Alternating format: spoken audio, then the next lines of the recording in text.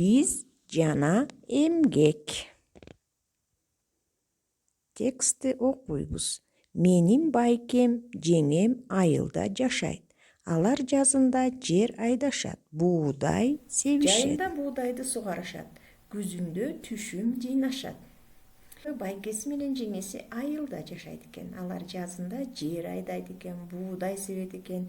Жайларда буудайды сугарышып, күзүндө түшүм жыйнап алышат экен. Эми нан кантип жасалат? Кана китебиңерде таблица бериптир да, ошо ирети менен нан кантип жасалаарын түшүндүргүлө дептир, Кана биз бул жерден сүрөттөр менен түшүндүрүүгө аракет кылалы. Биринчи эмне кылат? Жерди айдайт. Анан ал айдалган жерге буудай себилет. Аны жайлата сугарып багып, күзүндө буудай бышат.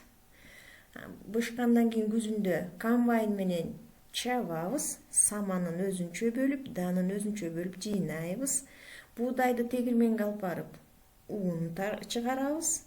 Ундан камыр жууруп, нан бышырабыз. Демек, нанды жасоо үчүн абдан көп эмгек жумшалат экен.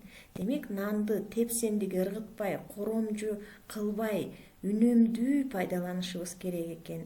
Нанды тебелебей сыйлашыбыз керек экен. Көптөгөн эмгек жумшалып анан жасалат. Туура жообун тапкыла. Кышында жер айдашат. Туурабы? Туура эмес. Кышында жердин баары тоңуп, кары муз болсо кантип айдайбыз, Жайында буудай сугарышат.